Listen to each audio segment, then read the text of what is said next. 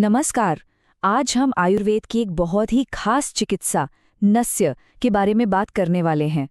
हम न सिर्फ इसकी हजारों साल पुरानी जड़ों को समझेंगे, बल्कि ये भी देखेंगे कि कैसे ये प्राचीन पद्धति आज के मॉडर्न न्यूरोसाइंस और फार्माकोलॉजी के लिए एक गेम चेंजर साबित हो सकती है। प्राचीन ग्रंथ अष्टांग संग्रह में एक बहुत गहरी बात कही गई है, नासा ही शिरोसो द्वारम। इसका मतलब है कि नाक ही सिर का वो दरवाज़ा है जहां से सिर और गर्दन की ऊपरी हिस्से के रोगों में दोषों को बाहर निकाला जा सकता है। सोचिए, ये एक कितना क्रांतिकारी विचार है। जो आज हम knows to brain drug delivery की बात करते हैं, उसकी नींव तो यही रखी गई थी। तो चलिए इस आइडिया को थोड़ा और गहराई से समझते हैं और देखते हैं कि ये प्राचीन सिस्टम हमारे ब्रेन की फंक्शनल एनाटॉमी को कैसे देखता था। आयुर्वेद के मुताबिक जब नाक के रास्ते कोई दवा दी जाती है तो वो सीधे श्रृंगाटक नाम की एक जगह पर पहुंचती है। आप इसे ब्रेन का एक सेंट्रल न्यूरोवैस्कुलर जंक्शन समझ सकते हैं, जहां से दवा अपना असर पूरे सिर, हमारी इंद्रियों और यहां तक कि हमारी चेतना पर भी डालती है।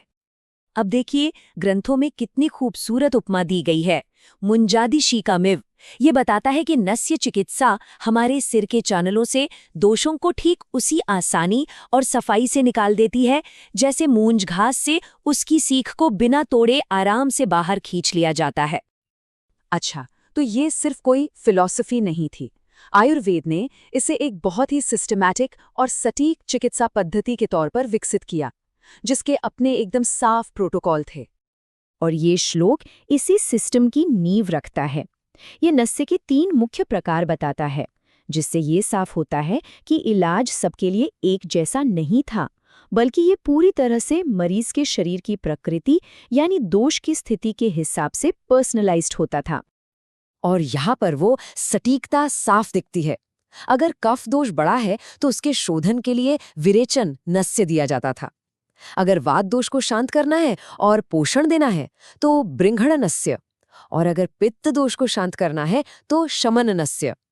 और तो और हर एक के लिए दवाइयाँ और उनके गुण भी एकदम अलग-अलग और खास होते थे। बात सिर्फ ट्रीटमेंट के टाइप तक ही नहीं रुकती, बल्कि डोज यानी मात्रा को लेकर भी कमाल की प्रिसिजन थी। दवा की एक एक बूंद का हिसाब रखा गया था। इससे पता चलता है कि सिस्टम कितना एडवांस था। इसमें गंभीर रोगों के इलाज के लिए मर्शनस्य जैसी हाई डोज थेरेपी थी, तो वहीं रोजमर्रा की सेहत बनाए रखने के लिए प्रतिमर्शनस्य जैसी लो डोज मेंटेनेंस थेरेपी भी थी। और ये प्रिसिजन सिर्फ मात्रा में ही नहीं, बल्कि दवा बनाने की प्रक्रिया में भी थी। अणुतैल इसका एक शानदार उदाहरण है। ये एक कॉम्प्लेक्स पॉलीहर्बल दवा है जिसे आज के मॉडर्न फार्मास्यूटिक्स की तरह ही कई मुश्किल प्रक्रियाओं से गुजारकर तैयार किया जाता था, ताकि इसका असर ज्यादा से ज्यादा हो। चलिए अब एक लंबी छलांग लगाते हैं और आज के दौर में आते हैं और मॉडर्न मेडिसिन के एक बहुत बड़े चैलेंज को देखते हैं, खासकर जब बात न्यूरोलॉजिकल बीमारियों के इलाज की हो। ये ब्लड ब्रेन बैरियर, जिसे बीबीबी भी कहते हैं, हमारे दिमाग का एक तरह से बॉडीगार्ड है। ये नुकसान पहुंचाने वाली चीजों को दिमाग में जाने से रोकता है, लेकिन यही खूबी इसके इलाज में एक बहुत बड़ी रुकावट भी बन जाती है।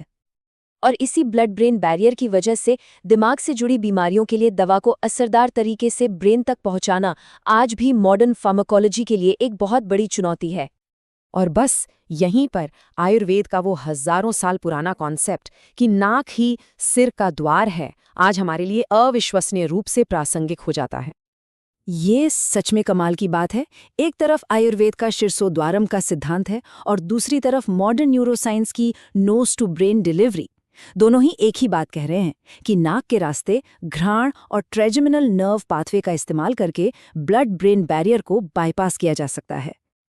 तो सवाल ये उठता है कि इस प्राचीन ज्ञान को आज के दौर में एक scientifically proven evidence based neurotherapeutic treatment में कैसे बदला जा सकता है।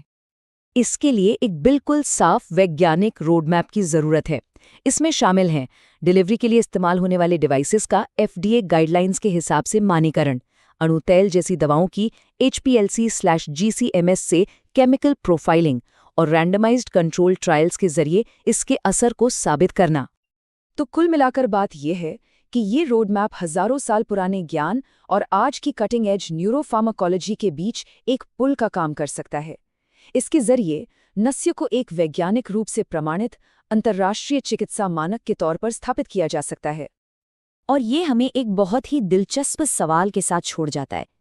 क्या ये मुमकिन है कि एक बहुत बड़ी आधुनिक न्यूरोलॉजिकल चुनौती को हल करने की चाबी हजारों साल पहले ही लिखी जा चुकी थी और अब बस उसे वैज्ञानिक कसौटी पर कसने का इंतजार है?